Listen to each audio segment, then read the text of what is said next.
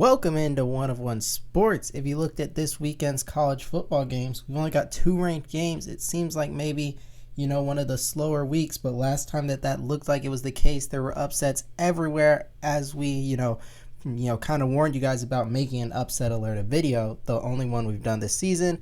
Thought it was time to do a second, so we'll look again at the top ranked teams and see who do we think has a chance of being upset. Starting off, the number 1 team in the nation, the Oregon Ducks, is taking on the Michigan Wolverines, the reigning national champions, on the road in the Big House. There are a couple things to be concerned about here. One, Michigan's not a team lacking for a ton of talent. Now, they don't have as much talent as they did last year, and they don't have as much talent as Oregon, but they're not your typical, unranked bad team. There is talent on the roster. You'll have first-round picks, multiple from the D-line, from corner, potentially one at tight end, right? We know their running backs are good. So there is talent on the roster, but obviously the issue is quarterback play. They're now going back to Davis Warren. I'd expect a little bit of Alex Orji to be used as well in some run packages, but that's been the main issue for Michigan all year, and it's what's held them back from being a top 25 team, even with the talent and the other positions. Another thing here is Oregon. They've been playing a lot of games in a row. You're on the road. Michigan should be more refreshed. They've had the bye more recently, but they haven't looked very good even off the bye. Illinois was able to beat them pretty easily, struggled against Michigan State. And overall, I think Michigan's secondary is just not good enough to where I'm really concerned about Oregon, because Michigan would have to just destroy Oregon's offensive line, especially like Josiah Stewart would have to have a big day on the edge. Mason Graham and Kenneth Grant would have to stifle the run game so that Oregon would have to throw, and Michigan would be able to get pressure off the edge, disrupting the throw, maybe forcing Dylan Gabriel into a couple of turnovers. And I just can't really see them disrupting Oregon's offensive line in that way. And if, Dylan Gabriel has time to get the ball out outside of Will Johnson, this Michigan secondary, not going to be capable to handle these Oregon wide receivers. Ohio State couldn't do it, and that defense is, in my opinion, better than Michigan's, at least more depth to it, and it's more balanced with talent throughout the defense, not just on a D-line like Michigan sort of is this year. And that's why ultimately I'm only at a 2. If you guys know, I do root for Michigan, so I would not mind this upset at all. And the number 1 team going down the country would definitely make this a more exciting weekend, but I'm not really seeing it.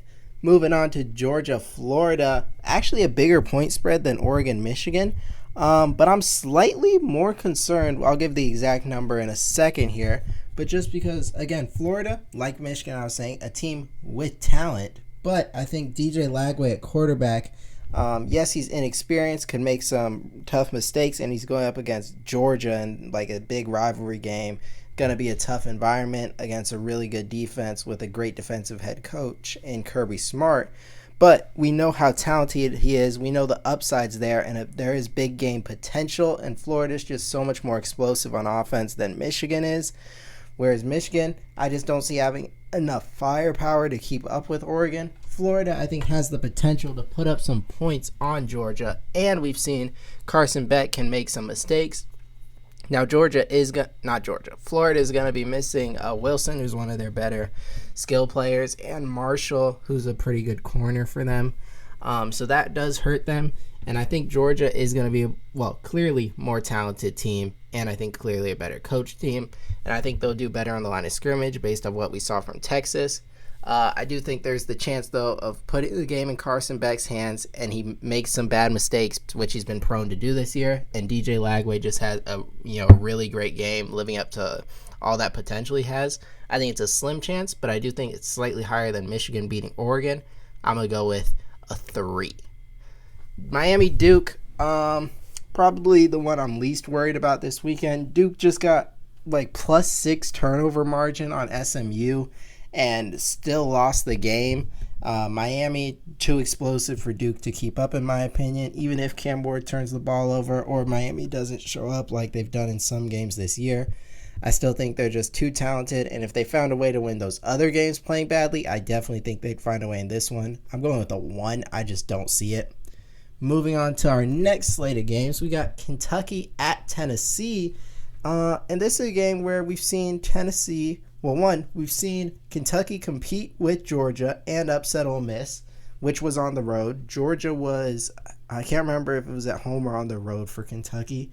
But Kentucky was on the road for Ole Miss and pulled off an upset. Now you're on the road in Neyland if they're going to pull off this one. Then on the Tennessee side, we've seen them get upset by Arkansas. We saw them almost lose to Florida going to overtime in that game. So we've seen Kentucky pull off an upset and come close. We've seen Tennessee be upset and almost be upset again. So there's precedent for this to happen, right? Which is why I'm going to put it at a 3, the same as what I had Georgia-Florida. The reason it's not higher is because I think Tennessee defensively is going to be too much for Kentucky. The way James Pierce is playing and that D-line's playing and just overall that defense at large, like it was able to keep them in the Alabama game, shut down Bama. Same thing in the Florida game, was able to shut down Florida. And the way Kentucky looked last week against Florida, I don't like how their offense is playing, and I don't like how their defense is playing. I think Nico has a much better game, and he's just been a lot better at home than he has been on the road. For all those reasons, I'm not as concerned as maybe you would think I'd be for this game, and I'm only going with a 3. Clemson-Louisville. Clemson at home here, but I think there are some concerning signs because Clemson, when they played a good team, now Georgia clearly better than Louisville, but Clemson played a really good team in Georgia, did not perform well. Since then, they performed great, but it's been really poor competition. Louisville, maybe not a top 25 team. Maybe you think they are that caliber of team, but certainly better than what Clemson's been playing. So that step up in competition could really show us, is Clemson for real? I think they are, but there is a warning sign there. So I'm going with a 4 just because I respect Louisville as a team. I like Tyler Shuck at quarterback.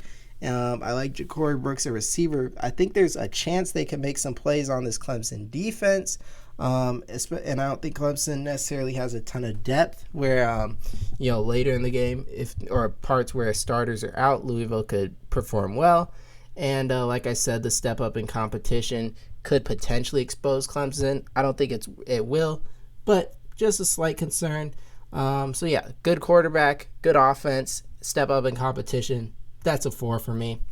Moving here to Texas Tech at Iowa State. This is one I'm pretty concerned about just because I think the Big 12 is so unpredictable. And I was going to have this lower, but Texas Tech is going to be getting their starting quarterback back. And I think if he had been playing the full game, I think they beat TCU. And I think they're a really good team. Not really good, but just a good team in the Big 12. I think 14.5 is a pretty big number for Iowa State. I expect this game to be closer than this. I think these are two relatively evenly matched teams, just kind of the way the schedule's broken. Like I said, I'm not predicting an upset here, but I am kind of concerned. Ultimately, Iowa State being at home and how they performed in close games gives me some reassurance they'll win this game and remain undefeated. But certainly a concerning one. The highest number I've given out so far, I'm going with a 5. I could see Baron Morton having a good game. Those receivers doing well. Could potentially see Taj Brooks having a big day as well. And if Texas Tech is putting up points, all they need is that defense to play, give a pretty average performance. If that offense gets going and they can win a game, there's also a chance the defense doesn't perform well at all. And, Jalen Noel and Higgins and Rocco Beck are just cooking them all day long. Certainly a possibility.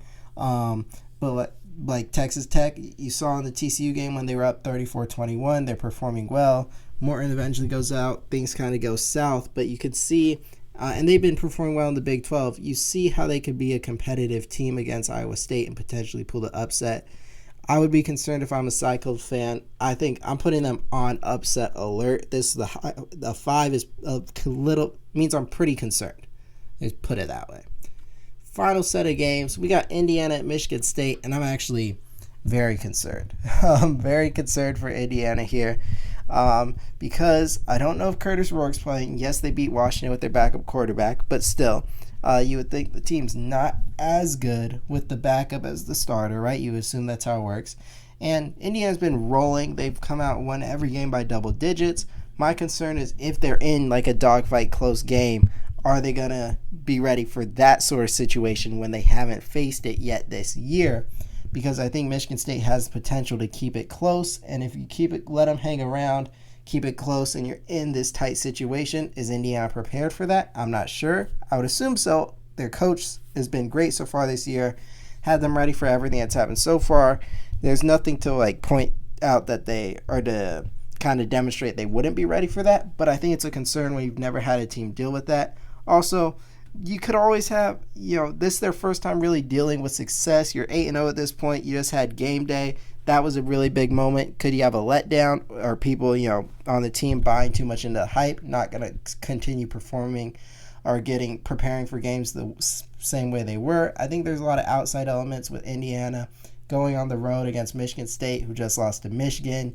Aren't really worried about them. That concerned me. I'm going to 7. I think Indiana wins this game, but I think it's going to be tight. And I don't like the spot, and I don't like some of the external factors that concern me a lot. 7. Kansas State, Houston, not too concerned. I'm going to give it a 4. And the reason, this upgraded a little bit based off last week because Houston was able to beat Utah and Kansas State struggled with Kansas. If you had asked me, it probably would have been a 2 weeks ago. I thought Kansas State was playing some of their best football, and I didn't think Houston is very good. But the way Kansas State played last week has me a little concerned, and Houston winning a game upped it to 4. But there's really nothing specific that I think Houston has an edge on Kansas State, or a big advantage area that makes me think they would pull out the upset. It's not really talent edge, not really scheduling advantage. Kansas State's at home. I don't think Houston's going to be able to defend the run well enough. So not really anything I can grasp onto to say I think Houston's going to control this area and win this game. And then finally, Army, Air Force. This is another low one. I'm going with a 2. Army's been really good this year. Air Force has not. Yes, it's a big spread, but I think it's a big spread for a reason. I think Army's going to win this game. But those are the top 9 teams with pretty big spreads that could potentially be on upset alert. Let me know in the comments below. Do you think any of these teams go down? You think any of them are tighter than expected? Or is there someone off the board that I didn't break down you think gets upset? Obviously, Texas A&M's playing this week in the top 10, but South Carolina is a small spread. I do think South Carolina wins that game. But I thank you guys for watching. Make sure to leave a like, subscribe, and until next time.